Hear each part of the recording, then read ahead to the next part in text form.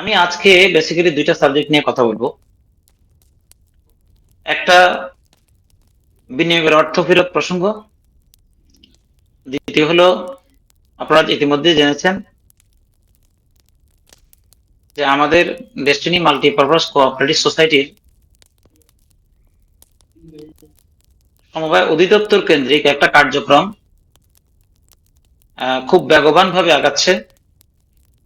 আমরা একটা কার্যকরী পরিষদকে পাবো, এই লক্ষ্যে কাজ চলছে। কারণ আমরা বিশ্বাস করি, বিশেষ করে আগামী নেক্সট 3 ইয়ার্স এটা আমাদের জন্য খুব গুরুত্বপূর্ণ, মানে একটা বিষয়। তো এই মুহূর্তে যে যেখান থেকে দেখছেন শুনছেন, এই লাইভটি যেহেতু মানুষের অধিকার নিয়ে আমরা কাজ করি, গত প্রায় 13টি বছর আপনারা মানে এই যে আমাদের অ্যাক্টিভিটিসটাকে আপনারা সমর্থন করেছেন এবং সহযোগিতা করেছেন, আপনাদের প্রতি কৃতজ্ঞ। বিনিয়োগকারীদের যেন পরিচ্ছন্নভাবে তারা যেন তথ্যটা পেতে পারে এবং পরিষ্কার একটি গাইডলাইন যেন তারা পায়, এই নিরিখে কিন্তু আমরা কাজ করেছি আপনাদের সহযোগিতা নিয়ে গত 13 বছর। এবং আল্লাহর অশেষ রহমতে আমাদের এই কার্যক্রমের একটা ফসল আমরা ইতিমধ্যে একটা প্রথম ধাপে রফিকুল আমিন স্যার এবং মোহাম্মদ হোসেন স্যারের মুক্তির মাধ্যমে একটা রেজাল্ট এসছে। এটাকে কিভাবে কাজে লাগিয়ে আমাদের যে সংগ্রাম সবার, এটা কিভাবে অর্থবহ করা যায়, এই বিষয় নিয়ে কিন্তু দ্বিতীয় ধাপের একটা পদক্ষেপ কিন্তু চলমান আছে বা চলছে। তো সেই জন্য বিনিয়োগকারীদের স্বার্থ এবং আগামী দিনে তারা যে এতদিন আশা করে বসে আছে, তাদের এই বিষয়টাকে মাথায় রেখে আমাদের এই কার্যক্রম, তাই এই লাইভটি ছড়িয়ে দিবেন। যারা এখনো শেয়ার করেননি, বিনীত আবেদন এবং অনুরোধ রইল, মানুষের স্বার্থ সংশ্লিষ্ট বিষয় নিয়ে যেহেতু আমরা আমাদের দায়িত্ব পালন করেছি আপনাদের আল্লাহর রহমত নিয়ে, আশা করি আপনারা এটাকে ছড়িয়ে দিবেন। কারণ এই মুহূর্তে সবারই এই তথ্যগুলি পরিষ্কারভাবে জানা দরকার।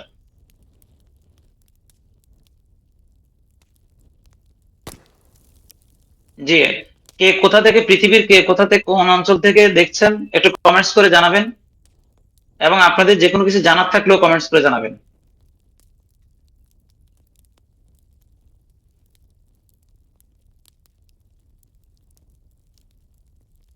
জি, যাই হোক, তাহলে আমি মূল পর্বে চলে যাচ্ছি।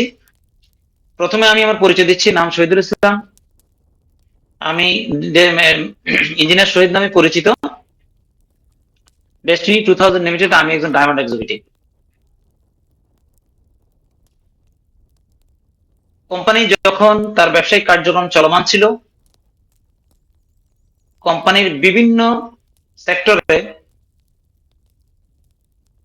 আমার দায়িত্ব পালন করার আল্লাহর রহমতে সুযোগ হয়েছে। 45টা রেজিস্টার্ড গ্রুপের মধ্যে একটি গ্রুপের সিএম হিসেবে দায়িত্ব পালন করেছি। ট্রেনিং ডিভিশনের দায়িত্ব পালন করার সুযোগ পেয়েছি। পাশাপাশি কোম্পানির নেক্সট একজন রেজিস্টার্ড কর্মকর্তা হিসেবেও কাজ করার সুযোগ পেয়েছি। আর বেসরকারি ভাবেও যেহেতু আমাদের অনেকগুলি নেট অফিস ছিল, সেগুলোকে মনিটরিং এর আওতায় রেখে সেই অভিজ্ঞতা আল্লাহর মতে ছিল। আমি ব্যক্তিগতভাবে সবচেয়ে এই মুহূর্তে যে বিষয়টাকে প্রাধান্য দিতে চাই, 12 সালের পর থেকে এই বিভীষিকাময় এক অন্ধকার জগৎ ছিল আমাদের জন্য, আনসার্টেন ফিউচার। সেই জায়গায় আমরা একটা অসম শক্তির বিরুদ্ধে আমরা একটা স্নায়বিক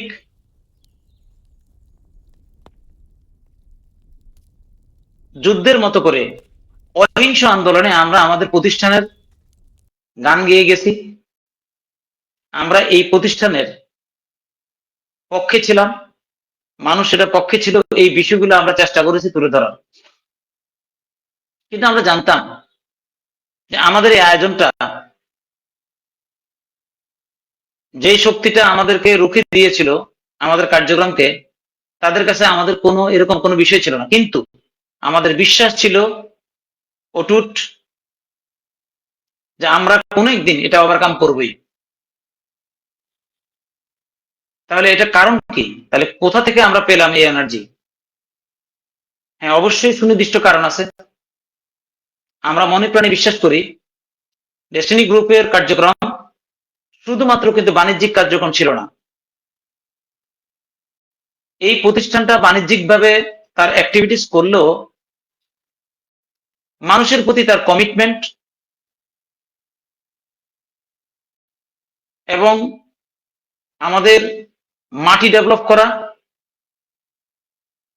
এবং সামাজিকভাবে মানুষের মধ্যে আচার আচরণ এবং ম্যানার ডেভেলপ করার একটা পরিকল্পনা এই প্রতিষ্ঠানের প্রথম থেকেই ছিল। শুধুমাত্র টাকা কামাই করা কিন্তু এই প্রতিষ্ঠানের একমাত্র উদ্দেশ্য ছিল না। যেই কারণে আমরা মনে প্রাণে বিশ্বাস করেছি যে এই প্রতিষ্ঠান আবার ঘুরে দাঁড়াবে আল্লাহর অশেষ রহমতে। মহান রবের প্রতি অনেক বেশি কৃতজ্ঞ। 12 বছর পেরিয়ে 13 বছর এই প্রতিষ্ঠান আবার, বিশেষ করে দুজন কর্ণধার, ফাউন্ডার চেয়ারম্যান জনাব মোহাম্মদ হোসেন স্যার এবং এই প্রতিষ্ঠানের স্থপতি, পরিকল্পনাকারী এবং বাস্তবায়নকারী হিসেবে যিনি ভূমিকা রেখেছেন জনাব ডক্টর মোহাম্মদ রফিকুল আমিন স্যার। ওনারা আল্লাহর অশেষ রহমতে যেভাবে হোক না কেন রায়টা তারা মুক্তি পেয়েছেন। কারণ এই মামলাটাই আসলে একটা প্রহসনের মামলা, এটা ষড়যন্ত্রমূলক একটা মামলা। আমরা এই মামলাটাই মানি না। কেন মানি না আপনারা জানেন? যে এটা ছিল একটা পরিকল্পিত মামলা। তো যেটা অলরেডি আপনারা বিভিন্ন নাগরিক টেলিভিশন, বৈশাখী টেলিভিশন এবং পাশাপাশি রফিকুল আমিন স্যার এবং মোহাম্মদ হোসেন স্যারের মুক্তির মাধ্যমে তাদের মুখ থেকে আপনারা জেনেছেন যে কি কারণে এই প্রতিষ্ঠানের এই পরিস্থিতি তৈরি হয়েছিল। তো যাই হোক, আমি কৃতজ্ঞতা প্রকাশ করছি মহান রবের প্রতি এবং আপনাদের সকলের প্রতি। কারণ আমরা এই বিনিয়োগকারীরা বিশ্বাস রেখেছি আমাদের ম্যানেজমেন্টের প্রতি। এবং পৃথিবীর ইতিহাসে এক বিরল ঘটনা ডেস্টিনির ঘুরে দাঁড়ানোটা। বাট ইতিমধ্যে রফিকুল আমিন স্যার এবং মোহাম্মদ হোসেন স্যারের মুক্তি হওয়ার মাধ্যমে একটা নতুন করে একটা প্রশ্ন কিছু কিছু মানুষ তোলা শুরু করেছে যে ওনারা তো মুক্তি পেয়েছে, এখন টাকা ফেরত ওনারা দিচ্ছে না কেন? এবং আমি আপনাদেরকে ক্লিয়ার করে বলতে চাই, তাদের মুক্তির পরে আমি কিন্তু একটা লাইভ প্রোগ্রামে আপনাদের বলেছিলাম যে বিনিয়োগকারীদের সাথে আমাদের কোন রকমের দূরত্ব নেই।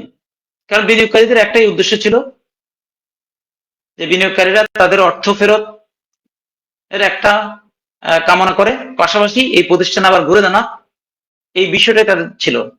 এক একজনের ওয়ে, এক একজনের স্টাইল এক এক রকম হইতেই পারে। সেটা নিয়ে আমরা কিন্তু কখনোই দ্বিমত পোষণ করি না। আমরা শুধু একটা কথা বলতাম যে আমরা বিশেষ করে একটা টিম, বিশেষ করে 6টা সংগঠনে যারা জড়িত ছিল বিগত এই 12-13টি বছর, তারা মনে প্রাণে বিশ্বাস করেছিল যে রফিকুল আমিন স্যার এবং হোসেন স্যারের মুক্তির মাধ্যমে এই প্রতিষ্ঠানের আবার পুনর্জাগরণ হবে, পুনর্জন্ম হবে। এটাই আমরা বিশ্বাস করেছিলাম। কিন্তু এর মধ্যে কিছু মানুষ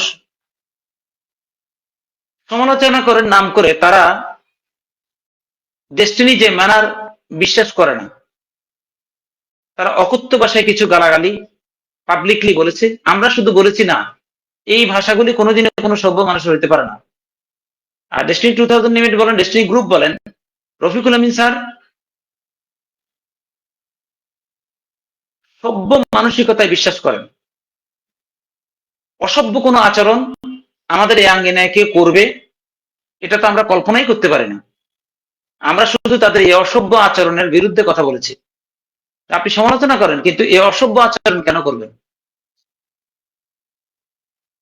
অসভ্য আচরণ তো আমরা কোনোভাবেই এটা অ্যালাউ করতে পারি না। আমরা নিজেরা ম্যানার ডেভেলপ করার জন্য সবসময় সোচ্চার। আমাদের সাথে যারা চলাফেরা করে তারাও যেন ম্যানার মেনটেন করে, বিহেভিয়ারটা যেন পজিটিভ রাখে, এই বিষয়ে আমরা কিন্তু সবসময় অন্যকে উদ্বুদ্ধ করি, নিজেরাও চেষ্টা করি নিজেদেরকে কারেকশন করার জন্য। কারণ সেলস অ্যাটিটিউড মানি হলো যে আমার বিহেভিয়ারটাকে কি করতে হবে, অবশ্যই পজিটিভলি হইতে হবে, প্রোঅ্যাক্টিভ অ্যাটিটিউড আমাদেরকে ডেভেলপ করতে হবে। এটাই কিন্তু সেলস অ্যাটিটিউড। তার মানে সেলস অ্যাটিটিউড মানে হলো পয়সা আয় করতে গেলে আপনাকে অবশ্যই আপনার আচরণ, ম্যানার এগুলোকে আপনার ঠিক রাখতে হবে।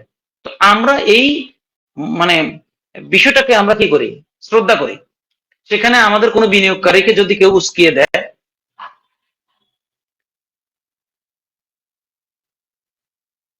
তারা যদি এই ধরনের কিছু করে, এই বিষয়ের প্রতি আমরা দ্বিমত পোষণ করেছি যে না, আপনি সমালোচনা করতেছেন যেটা, কিন্তু আপনার স্টাইলটাকে আমরা পছন্দ করি না।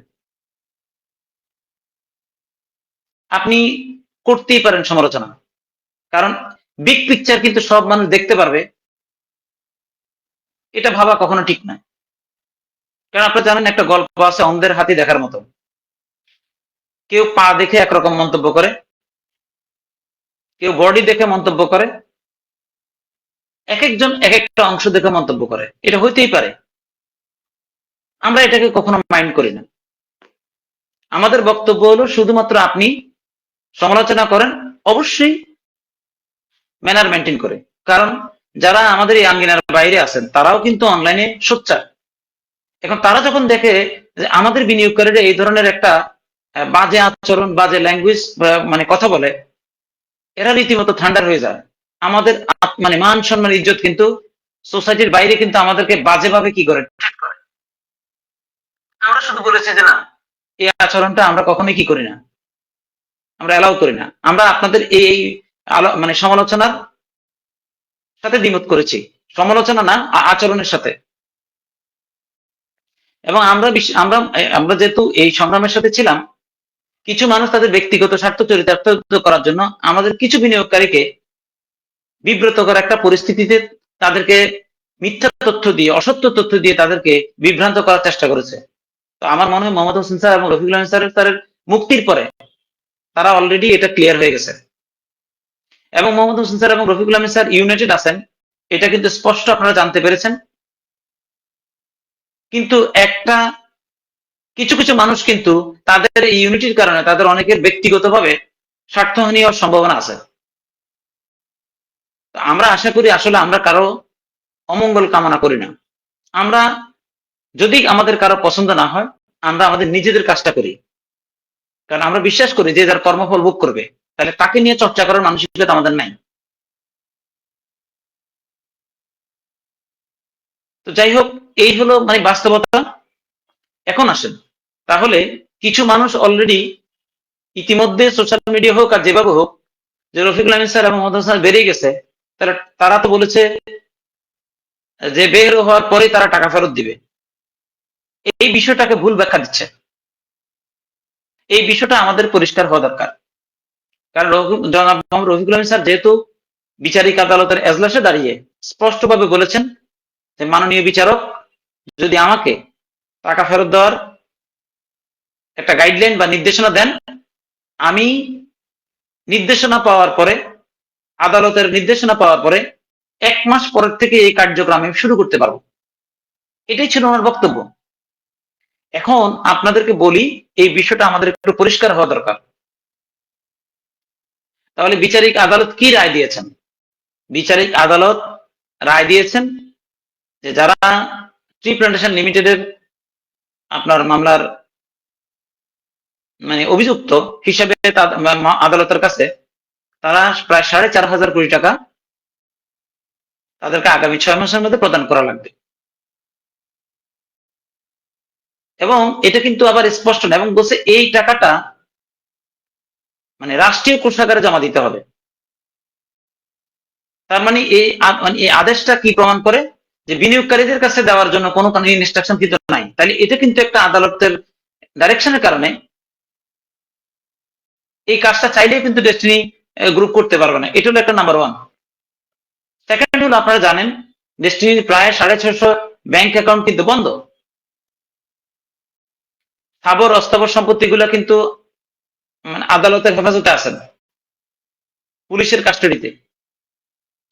তাহলে এই বিষয়গুলো যদি আদালত স্পষ্ট করে যদি ম্যানেজমেন্টকে যদি হস্তান্তর না করে, তাহলে এই কার্যক্রম কিন্তু শুরু করা যাবে না দেশের আইন মান্য করে। যদিও মামলাটার ষড়যন্ত্রমূলক, কিন্তু আদালতের এই বিষয়গুলোকে কিন্তু আপনাকে আমলে নিয়ে আমাদেরকে চলতে হবে এজ এ নাগরিক হিসাবে। তাহলে সামনে উচ্চ আদালতের কি ডাইরেকশন আসে, কি হয় না হয়, সেই বিষয়টা মাথায় রেখে কিন্তু রফিকুল আমিন স্যার একটা কথা বলেছেন যে আমি আমার এই যে মানুষগুলা বিনিয়োগকারী, ডেস্টিনি বিনিয়োগকারী, তারা আমার পরিবারের সদস্য, অংশ। আমি আমার জীবন দশায় তাদের অর্থ ফেরত দেওয়ার জন্য বদ্ধপরিকর, কিন্তু আদালতের ইনস্ট্রাকশন ছাড়া কিন্তু উনি কোনো কাজ করতে পারবেন না সঙ্গত কারণে। তাহলে এই বিষয়টা কিন্তু আমাদের একটু পরিষ্কার হওয়া থাকা দরকার। এখন আসেন আরেকটা কথা বলছি যে, আচ্ছা আমি বিনীত অনুরোধ জানাচ্ছি আপনাদের ভাই বন্ধু হিসাবে এই এই লাইভটিকে ছড়িয়ে দিবেন। কারণ আমরা যদি এই সঠিক তথ্য মানুষের কাছে না যায়, একটা শ্রেণী আছে রফিকুল আমিন স্যার, মোহাম্মদ হোসেন স্যারকে বিতর্কিত করার চেষ্টা করবে এবং করছে অলরেডি ভিতরে ভিতরে, তারা পারবে না ইনশাল্লাহ। তাহলে আপনারা যদি ছড়াই দেন, বিনিয়োগকারীদের বিষয়টা স্পষ্ট হবে। এখন আসেন তাহলে এই যে আদালতের যে প্রেক্ষাপট, স্থাবর অবস্থাবর সম্পত্তিগুলি আদালতের হেফাজতে, পুলিশের কাস্টাডিতে, ব্যাংক অ্যাকাউন্টগুলি বন্ধ। তাহলে আদালতের নির্দেশ পাওয়ার পরে যখন রফিকুল আমিন স্যার, মোহাম্মদ হোসেন স্যার একটা স্টিয়ারিং এ বসবেন, তাদের হাতে যখন সক্ষমতা আসবে, তখন তারা কিন্তু এই কার্যক্রমটা স্টার্ট করতে পারবেন। তাহলে এই যে একটা মানে বিষয়, এই বিষয়টাকে অনেকে বিতর্কিত করার চেষ্টা করছেন, তবে এরা ইনশাল্লাহ পারবে না। কেন পারবে না আমি একটু ব্যাখ্যা দিই। দেখেন, তাহলে বিতর্কিত করার চেষ্টাটা করতেছে কে বা কাহার? এই বিনিয়োগকারী। দেখেন আমি আর একটা কথা বলতে চাই, আসলে আমরা কিন্তু এই বিগত 12 বছরে কি ঘটে গেছে এটা টানতেই চাই না। কেন টানতে চাই না? আমাদের ঘুরে দাঁড়ানোর জন্য আমাদের দরকার হলো একটা স্ট্রং একটা ইউনিটি, সবাই মিলে আমরা আমাদের জীবনের হারানো ঐতিহ্য, যে পরিমাণ বঞ্চনা লাঞ্ছনা পারিবারিকভাবে সামাজিকভাবে আমরা ভোগ করেছি, আমরা আবার সমৃদ্ধিটি করার মাধ্যমে আমাদের পরিবার তথা সমাজের কাছে আমরা যে আসলে দায়বদ্ধ মানুষ হিসেবে সঠিক পথে ছিলাম, এই বিষয়টা ব্যবসাটা দাঁড় করানোর মাধ্যমে সবাইকে পরিষ্কার করতে হবে। সেজন্য আমাদের ইউনিটি বেশি ইম্পর্টেন্ট। কিন্তু মাথায় রাখতে হবে এই বিতর্ক সৃষ্টি করতে যাচ্ছে কারা, এটাও কিন্তু আমাদের একটু স্পষ্ট থাকতে হবে। আপনাদের মনে আছে অনেক আগে এই কথাগুলি আজকে বলার কোনো মানসিকতা রাখতাম না, বলতাম না, কিন্তু সঙ্গত কারণে ক্লিয়ার করতে হবে এবং সবাইকে সজাগ থাকতে হবে। এই এই বিষয় কিন্তু আমাদেরকে অবশ্যই সজাগ থাকতে হবে। আমি আশা করি আজকের লাইভের পরে এই যদি কারো মানসিকতার মধ্যে নেতিবাচক বিতর্কিত করার চিন্তা থাকে, তারা এটা আর করতে পারবে না এই আলোচনা। এই জন্য আপনারা লাইভটি ছড়িয়ে দিবেন ইনশাল্লাহ, আশা করছি, কারণ এটা সকলের প্রয়োজনে। 18 সালে বিনিয়োগের টাকা ফেরত দেওয়ার একটা কমিটমেন্ট নিয়ে মাঠ পর্যায়ে আমাদের বিনিয়োগকারীদের বিভ্রান্ত করেছেন কিছু মানুষ, কিন্তু তাদের এই মিথ্যা আশ্বাস, তাদের এই কার্যক্রম, তারা যে মিথ্যাবাদী, তারা যে আসলে আস্তাকুড়ের মানুষ, তারা তাদের অ্যাক্টিভিটিস দিয়ে প্রমাণ করেছেন। আজকে এই কথাগুলি কখনো বলতাম না যদি রফিকুল আমিন স্যার, মোহাম্মদ হোসেন স্যার টাকা ফেরত দেওয়ার কার্যক্রম শুরু করতেছেন কিনা অনেকে মানে এই বিষয়টা নিয়ে বিতর্ক তোলার একটা চেষ্টা চালাচ্ছেন। আমি শুধু আজকে সংক্ষেপে একটু বললাম, কিন্তু আপনারা যদি আপনাদের জায়গায় এই জিনিসগুলা বিতর্কিত করার চেষ্টা করেন, আমরা কিন্তু সব ইতিহাস রেকর্ডেড, বিনিয়োগকারীরা সবাই প্রয়োজনে বিষয়গুলো জানবে। কিন্তু আমরা আসলে কাউকে অপমান করতে চাই না। কেন? পৃথিবীতে কোনো মানুষ অপমানিত হতে চায় না, আপনিও না, আমিও না, কেউ না। কিন্তু যদি সময়ের প্রয়োজনে, পরিস্থিতির প্রয়োজনে যদি এইরকম কোনো কিছু কেউ করতে চান, আপনার বিগত দিনের ইতিহাস কিন্তু আমাদের জানা আছে। আমরা টোটাল আমাদের বিনিয়োগকারীদের কাছে এই বিষয়গুলো প্রয়োজন হলে আমাদেরকে স্পষ্ট করা লাগবে। তাহলে আশা করি এই ব্যাপারটা মাথায় রাখবেন। আমরা কিন্তু ভেদাভেদ ভুলে গিয়ে, দৃষ্টিভঙ্গি যাই থাকুক, আমরা চাই সবাই সবার জায়গা থেকে স্যাক্রিফাইস করে ইউনিটি তৈরি করার মাধ্যমে সমৃদ্ধির রাস্তাটা পরিষ্কার করবেন। নচেত যদি আপনারা এইরকম কোন বিতর্ক মানে তৈরি করতে চান কিছু কিছু মানুষ, তাহলে আমাদেরকে কিন্তু ওই সত্য তুলে ধরতে হবে, কিছুই করার নাই, যেটা আমরা গত 12 বছর করেছি। তো আমার মনে হয় আমাদের এই কথাগুলি যদি ডেস্টিনি আঙ্গেনা পরিবারের বাইরে যদি আমরা আলোচনা করি, এটা আমাদের কারো জন্য মঙ্গল করবে। আর এখন কিন্তু কোনো বিনিয়োগকারী এই বিষয়গুলোকে কখনো অ্যালাউ করবে না। এবং আপনারা যারা আমাকে শুনলেন, দেখছেন এবং শুনছেন, আপনারা কি মনে করেন আপনারা মন্তব্য করবেন, কমেন্টস করবেন। তাহলে এই যে আদালত কর্তৃক আমাদের এই টাকাটা যেটা দেওয়ার কথা বলছে আদালত 6 মাসের মধ্যে, সেই টাকার উৎস কি এটাও কিন্তু এখনো পর্যন্ত পরিষ্কার না। তো সেই জন্য আপনারা এই প্রায় 13 বছর ধৈর্য ধরেছেন, আরো কটা দিন আমাদেরকে ধৈর্য ধরা লাগবে। আদালত কর্তৃক একটা সুস্পষ্ট ডাইরেকশন আমরা আবার পাবো, এটা আমাদের বিশ্বাস। তো সেই জন্য বিশেষ করে আমি বিনীত অনুরোধ জানাবো, আজকে আমাকে যারা দেখছেন, বিগত দিনে যে সমস্ত সংগঠনগুলি 6টা সংগঠন এই প্রতিষ্ঠানের পাশে দাঁড়িয়েছেন সততার সাথে, আপনারা এই অন্ধকার টাইমে প্রতিষ্ঠানকে সার্বিক সহযোগিতা প্রদান করেছেন অর্থ শ্রম দিয়ে। আমি মনে করি আমাদেরকে আরো কিছুদিন যার যার জায়গা থেকে ব্যবসা বাণিজ্য চাকুরি ঠিক রেখে যেখানে যেখানে আছেন, আপনারা অবশ্যই প্রতিষ্ঠানের এই ভলান্টিয়ার সার্ভিসটা এই প্রতিষ্ঠানের ঘুরে দাঁড়ানো আগ পর্যন্ত আপনাদেরকে আরো একটু সাপোর্ট দেওয়া লাগবে। এবং আমরা আরো বিশ্বাস করি, বিগত দিনে হয়তো অনেকে সাংগঠনিকভাবে ভলান্টিয়ার দেন নাই, কিন্তু দায়িত্ববোধ থেকে বহু বিনিয়োগকারী যার যার জায়গা থেকে দায়িত্ব পালন করেছেন, মানুষের টাকা ফেরত দিয়েছেন। আমি অনুরোধ করব সকল বিনিয়োগকারীকে, আপনি সংগঠন করলেন না করলেন না এটা কিন্তু বিষয় না, যেহেতু একটা জায়গা তৈরি হয়েছে প্রতিষ্ঠান ঘুরে দাঁড়ানোর মতো, আমি বিশ্বাস করি আমরা সবাই বিনিয়োগকারীরা এই প্রতিষ্ঠান ঘুরে দেওয়ার আগ পর্যন্ত একটা ভলান্টিয়ার সার্ভিস সকলের থেকে লাগবে। সকলের কাছ থেকে আমরা এই ভলান্টিয়ার সার্ভিসটা আশা করি। আমাদের ইউনিটি যেন কোনোভাবে কেউ নষ্ট করতে না পারে, এটার ক্ষেত্রে আমাদের একটু সোচ্চার থাকা লাগবে। আর যেহেতু আমরা যেহেতু প্রায় 13 বছর এই সংগ্রামটা করেছি এবং যারা সাংগঠনিকভাবে ভলান্টিয়ার সার্ভিস দিয়েছি, আমরা বিগত দিনের ইতিহাসটা আমাদের কাছে একদম পরিষ্কার এবং রেকর্ডেড আছে, ডকুমেন্ট সহ। আমরা ওই জায়গাগুলিতে যেতেই চাই না। আমার মনে হয় আপনারা যারা শুনলেন বা শুনবেন, এই জন্য দেখেন আপনারা এই লাইভটি ছড়িয়ে দিবেন, যে সমস্ত লোকগুলি বিতর্কতা সৃষ্টি করতে চাচ্ছে তাদের কাছে এই তথ্যটা যাওয়া দরকার, এবং তারা যেন এই সুযোগটা কোনোভাবে না পায়। তাহলে সবাই আরেকটু ধৈর্য ধরবেন।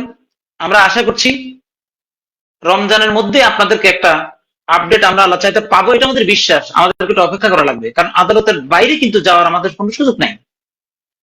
বাট যে হায়াতে বাচ্চা রাখলে রফিকুল ইসলাম স্যারকে তারা মানুষের টাকা ফেরত দিবেন ইনশাল্লাহ, সম্ভব। আরেকটু অপেক্ষা করা লাগবে। তাহলে সবাই সবাইকে সহযোগিতা করবেন, যারা অনেক কষ্টে আছেন, অনেকে আমরা জানি, প্রায় 13টা বছর থাকলেন, আর কটা দিন ধৈর্য ধরেন। ইনশাল্লাহ এইরকম আদালতের ইনস্ট্রাকশন পরে আমরা এই বিষয়টাকে কিভাবে বাস্তবায়ন করা যায়, আমরা যারা সংগঠনের সাথে জড়িত তারা তো সাপোর্ট দিবই। আমি মনে করি সকল বিনিয়োগকারী এখন অনেকে, মানে বেশিরভাগ মানুষ সাপোর্ট দেওয়ার জন্য প্রস্তুত আছে বলে আমরা মনে করি। ইভেন আমার একটা এক্সপিরিয়েন্স হলো, বিগত দিনে হয়তো অনেকে এই ক্ষেত্রে অতটা মনোযোগী হয় নাই প্রতিষ্ঠানের প্রতি সর্বত কারণে, এখন আমি দেখছি লক্ষ মানুষ ভলান্টিয়ার সার্ভিস দেওয়ার জন্য প্রতিষ্ঠানের জন্য এখন প্রস্তুত। আমরা তাদের এই দৃষ্টিভঙ্গিকে আমরা স্যালুট করি, আমরা সম্মান করি। আপনারা প্লিজ পজিটিভলি আসেন, আমরা সবাই মিলে এই পৃথিবীর ইতিহাসে ঘটে যাওয়া যে ঘটনা, 12 বছর পরে একটি বেসরকারি প্রতিষ্ঠান আবার আলোর মুখ দেখছে ইনশাল্লাহ, এবং সমৃদ্ধির রাস্তা আগাচ্ছে, এটা অনেক বেশি মানে কি বলে আল্লাহর কাছে শুকর আদায় করি। যে অশুভ শক্তি আমাদের বিরুদ্ধে লেগেছিল, এই প্রতিষ্ঠান কখনো আলোর মুখ দেখবে এটা কেউ কিন্তু ভাবতেও পারেনি। কিন্তু আমাদের মনের গভীরে অনেক স্ট্রং, আল্লাহর অশেষ রহমতে বিশ্বাসটুকু লালন করেছিলাম, পালন করে ভূমিকা রাখার মাধ্যমে আল্লাহ একটা পথ সৃষ্টি করে দিয়েছে, এবং আমরা এইভাবে এটাকে মানে বিশ্বাস করি, এইভাবে আমরা কিন্তু ভাবি। যাই হোক, এই হলো বিনিয়োগের অর্থ ফেরত দেওয়ার যে বিষয়। আশা করি আমার এই আলোচনার পরে আপনারা এই বিষয়টা পরিষ্কার হয়েছেন। এখন আসেন দ্বিতীয় হলো, আমাদের আরেকটি অনেক গুরুত্বপূর্ণ এবং একটা কি বলে অত্যন্ত স্ট্রং একটা অর্গানাইজেশন আছে আমাদের ডেস্টিনি মাল্টিপারপাস কোঅপারেটিভ সোসাইটি, যে সোসাইটি প্রায় 24টা প্রতিষ্ঠানের মালিকানা আছেন। এই প্রতিষ্ঠানের একটা যদি কার্যকরী কমিটি আমরা ডেভেলপ করতে পারি আল্লাহর অশেষ রহমতে, মন্ত্রণালয় চাচ্ছেন যে আমরা আমাদের একটা মানে আমরা কি বলে একটা কার্যকরী কমিটি 12 সদস্য বিশিষ্ট, এটা যদি আমরা একটা পরিচ্ছন্ন ইলেকশন করার মাধ্যমে যদি আমরা এই কমিটিটাকে কি করতে পারি, ফর্ম করতে পারি, তাহলে আগামী 3 বছরের মধ্যে এই প্রতিষ্ঠানের হাজার হাজার কোটি টাকার সম্পদকে আমরা একটা প্রোডাক্টিভ খাতে প্রতিষ্ঠিত করতে পারবো এবং সত্যিকার অর্থে একটা মানে বিশেষ করে মাল্টিপারপাস কোঅপারেটিভ সোসাইটি তার কার্যক্রম করার মাধ্যমে একটি কমিউনিটি কতটুকু অর্থনৈতিকভাবে এবং সামাজিকভাবে ভূমিকা রাখতে পারে, এটা একটা জ্বলন্ত উদাহরণ হবে এই মাল্টিপারপাস কোঅপারেটিভ সোসাইটি ইনশাআল্লাহ। সেই জন্য আমরা আহ্বান করছি এখনো যে আমরা 10 কোটি মানুষকে ভোটার হিসেবে চিন্তা করতে চাই, যারা মাত্র 1020 টাকা সোসাইটির ওয়েবসাইটে গিয়ে মানে মন্ত্রণালয় থেকে যে ইনস্ট্রাকশন অনুসারে বিকাশ এবং নগদের মাধ্যমে আপনি এই টাকাটা শেয়ার পারচেজ করে আপনি নবায়ন করবেন আপনার সদস্যপদ এবং পাশাপাশি ভোটার হওয়ার ক্ষেত্রে আপনি একটা ভূমিকা রাখবেন। এবং আমার টাইম লাইনে, ফেসবুক টাইম লাইনে আমি একটি ভিডিও আপনার ছড়িয়ে দিয়েছি। এই জিনিসটা আপনারা এখানে কিভাবে করবেন এটা পুরোটি দেওয়া আছে। এখন কেউ যদি এটা বুঝতে না পারেন, আমি বলবো আপনাদের সন্তান অথবা আপনাদের ভাই বা আপনাদের পড়োশি, বিশেষ করে জেনারেশন জি জি জি যেটা বর্তমানে আছে বা আলফা জেনারেশন যেটা আছে, তারা কিন্তু অনলাইনের অ্যাক্টিভিটিস গুলো খুব ভালো বোঝে। আপনি না বুঝলেও এই ভিডিও ক্লিপটি যদি তাদেরকে দেখাই দেন, তারা খুব সহজে আপনাকে এই বিষয়টা কিভাবে করতে হবে দেখাই দিবে। এটা খুব কঠিন কাজ না, কিন্তু আমরা ধর অনেকে অনলাইনে অভ্যস্ত না, তাহলে আমাদের সন্তান ভাই পড়োশি যারা আছেন একটুখানি মানে কি বলে ইন্টারমিডিয়েট লেভেলে বা বিশ্ববিদ্যালয় লেভেলে আছেন বা অন্তত মানে অনলাইন বিষয়গুলোকে ঘাটাঘাটি করেন, তারা কিন্তু এটা দেখলেই কিন্তু টিউটোরিয়ালটা তারা আপনাকে হেল্প করতে পারবে। তার এটার জন্য আপনার ঢাকা আসার প্রয়োজন হবে না, আপনি অনলাইনে কাজটা করে ফেলতে পারবেন। এবং এই বিষয়ে সেপারেটলি আমি আরেকটা ভিডিও আপনাদের সামনে আনবো কিভাবে আপনি করতে হবে। তাই আমরা আশা করব আমরা 10,000 ভোটার হওয়ার পরে সবার ভোটের মাধ্যমে কিন্তু আমাদের পরিকল্পনা, আমাদের ভূমিকা থাকবে যেন একটা কার্যকরী কমিটি আপনার কি বলে তার কার্যক্রম শুরু করতে পারে। এই ব্যাপারে আমরা এখন কাজ করছি।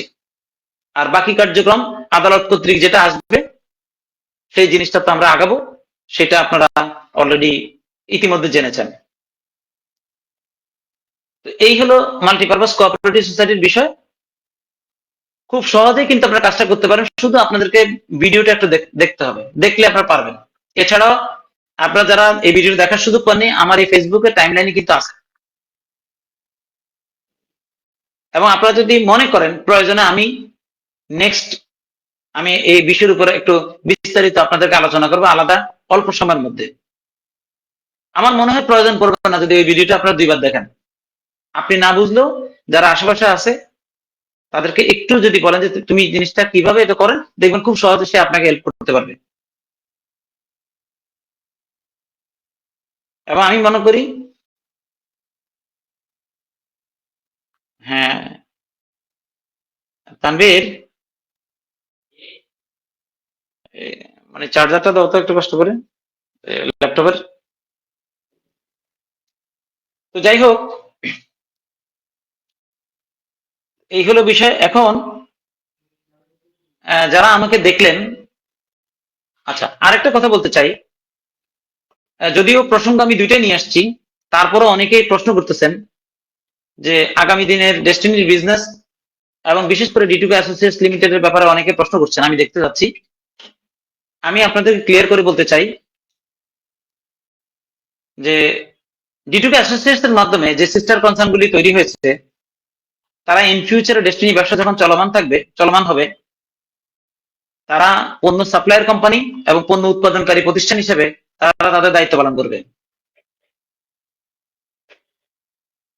এবং ডেস্টিনির কাজ থাকবে মার্কেটিং করা। এই বিষয়টাই কিন্তু স্পষ্ট, এটাই হলো মানে পরিকল্পনা।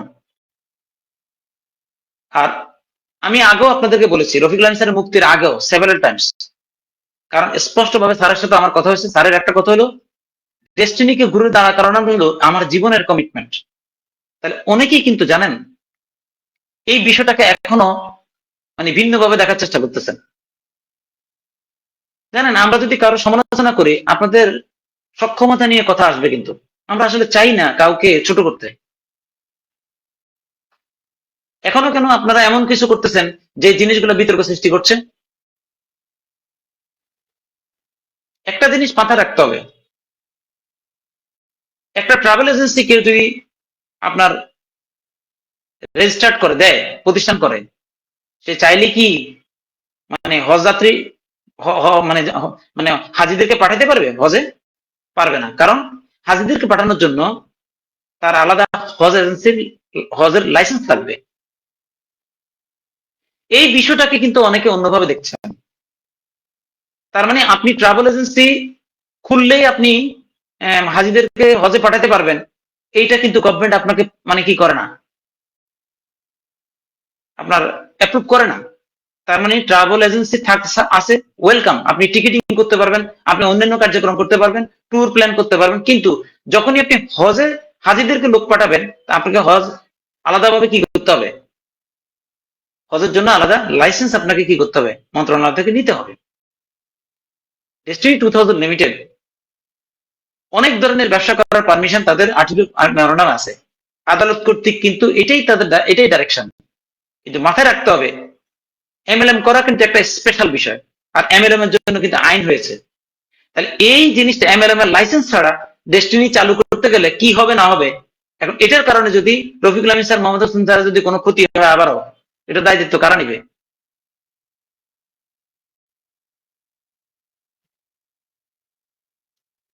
আর কি বলবো, এই কথাগুলি আসতে গেলে জানেন অনেক কথা এসে যায়। শুধু একটা কথা বলতে চাই, চলেন, আমাদের উদ্দেশ্য তো একটা, প্রতিষ্ঠানকে ঘুরে দাঁড়ানো। আমরা ঐক্যমতের জায়গাটাতে আসি কেন? সকলের স্বার্থ সংরক্ষণ করার জন্য। আমি আজকে এই লাইভে কোনো কিছু বললাম না, কেন? আমরা আমাদের মানুষগুলোকে কিন্তু চিনি, খুব কাছে থেকে চিনি। আল্লাহ রসুল দাবি নিয়ে বলতে পারি, আমরা এই ব্যবসায় কঠোর পরিশ্রম এবং যতটুকু প্রশিক্ষণ এবং পড়াশোনা করা দরকার, যতটুকু বেসিক লেভেলের এক্সপার্ট হওয়া দরকার, এটা আমাদের আছে বলে আমরা বিশ্বাস করি। তো আমরা আমাদের মানুষগুলোকে একটু চিনি। একটা কোম্পানিকে দাঁড় করানোর জন্য এক্সট্রিম লেভেলের নীতিগত যে লিডারশিপ দরকার, সেটা রফিকুল আলম মোহাম্মদ হোসেন স্যারের ইউনিটির মাধ্যমে কিন্তু সম্ভব। আর কোনো কিছুই বললাম না আজকে। সবার প্রতি শুভকামনা। এবং আপনারা যারা আমার এই কথাগুলি শুনলেন, আপনারা যদি একমত থাকেন, একটু কমেন্টস করে জানান। যদি আপনি দ্বিমত থাকেন, তাও বলেন, আপত্তি নেই। আমরা কিন্তু চাই প্রতিষ্ঠানের সবাই ইউনাইটেড হয়ে প্রতিষ্ঠানটা ঘুরে দাঁড়াক।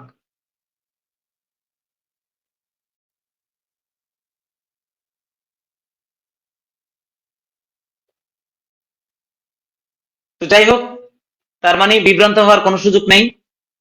সবকিছু অলমোস্ট এখন একদম ট্রান্সপারেন্ট, স্পষ্ট। হাঁটি হাঁটি পাপা করে ডেস্টিনির বিজনেস গড়ে তোলার পরিবেশ ডে বাই ডে একটা নতুন মাত্রা তৈরি করছে। সেই জায়গাটা অলরেডি আমরা সবাই অনুভব করছি।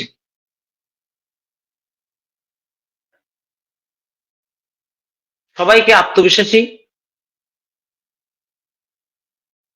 থাকার জন্য বিনীত আহ্বান। এবং আমি আবারও একটা কথা বলবো, আমরা আসলে সত্যিকার অর্থে কারো ব্যাপারেই সমালোচনা করতে চাই না। কারণ কি জানেন, আমি ব্যক্তিগতভাবে মনে করি, এবং আমি আমার জায়গা থেকে চেষ্টা করি যে উইনিং অ্যাটিটিউডটাকে নিয়ে কাজ করার। এখন উইনিং অ্যাটিটিউডটা কি?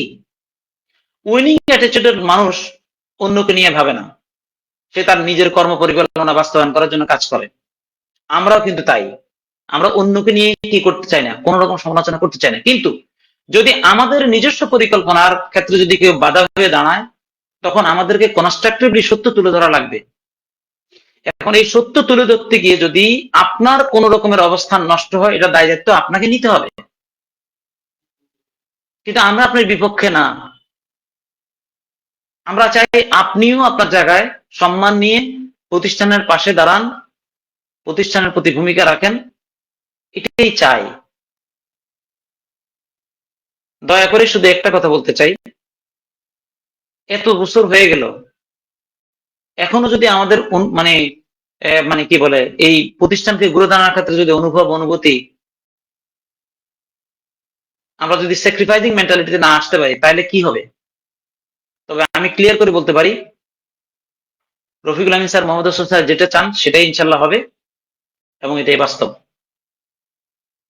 রফিকুল আমিন স্যার একটা স্পষ্ট বক্তব্য, আমার চিন্তার বাইরে যদি কেউ ভালো চিন্তা করে, আমি এটা কপি করতে রাজি আছি, কিন্তু আমাকে আগে পরিষ্কার হইতে হবে যে এই বিষয়টা আসলে একটা ভালো জিনিস। সুতরাং যে মানুষটা এই ধরনের ফ্লেক্সিবল চিন্তা করে, ভালো জিনিসকে সবসময় ওয়েলকাম করার মানসিকতা রাখে, তাহলে আমাদের উচিত ওনার এই দৃষ্টিভঙ্গিটাকে সম্মান করা। ইনশাআল্লাহ জয় আমাদের হবেই। সবার প্রতি শুভকামনা রেখে আমি এই মুহূর্তে আমার আলোচনাটি এখানে সমাপ্তি করতে চাই। আর যদি কারো কোনো প্রশ্ন থাকে, আর একটি বিনীত অনুরোধ রইল আবারও, যারা আমার এটি বর্তমানে দেখলেন, যারা এখনো লাইভ এই আলোচনাগুলি শেয়ার করেননি, বিনীত আবেদন এবং অনুরোধ রইল বিনিয়োগকারীদের কাছে এই বিষয়গুলো স্পষ্ট হওয়া দরকার। মনে রাখবেন, যে কোনো একটা প্রতিষ্ঠানে তার কার্যক্রমকে চলমান করার জন্য কর্পোরেট পলিটিক্স বলে একটা বিষয় আছে, এটা থাকবেই। কিন্তু আমরা ব্যক্তিগতভাবে এবং আমরা রফিকুল আহমেদ স্যার আমরা বিশ্বাস করি, আমরা ফেয়ার পলিটিক্সে বিশ্বাসী। আমরা উন্নয়নমূলক কার্যক্রমের জন্য ফেয়ার পলিটিক্সটাকে চর্চা করতে চাই। আর যেখানে আমাদের মতো প্রতিষ্ঠানে লাখো লাখ, প্রায় 45 লাখ মানুষ জড়িত, সেখানে তো আর কোনো কথাই নেই। এই জন্য এই মানে বাস্তবতার যে প্রেক্ষাপট, এই বিষয়টা যেন সবার কাছে, এই নিউজগুলিতে যেন ছড়িয়ে যায়। আপনারা যারা এখনো শেয়ার করেননি লাইভটি, আমি আপনাদের ভাই হিসেবে এই বিশেষ করে 12 বছর এই টাইমে আপনাদেরকে অন্তত সত্য তুলে ধরার জন্য আমি বদ্ধপরিকর ছিলাম, পরিকর আছি। এই লাইভটি শেয়ার করে দিয়ে মানুষকে সকলের কাছে এই তথ্যগুলি প্রচার ক্ষেত্রে ভূমিকা রাখবেন, এবং যারা পরবর্তীতে এই লাইভটি শুনবেন, তারাও আশা করি এই লাইভটিকে ছড়িয়ে দিবেন। এবং কে কোথাকে দেখছেন, এবং আমার এই আলোচনার মধ্যে যদি আপনার একমত হন, তাও আপনি কমেন্টস করে জানাবেন। যদি মনে করেন যে না, কোন রকমের দ্বিমত আছে, আমি কমেন্টস গুলো পড়বো। দ্বিমত থাকলেও আমরা আপনার এই বিষয়টাকে সম্মান করে পরবর্তী লাইভে চেষ্টা করব এই বিষয়ে আপনারটা যদি ভালো কোনো কিছু হয়, আমরা স্বীকার করে আপনারটা অ্যাকসেপ্ট করব।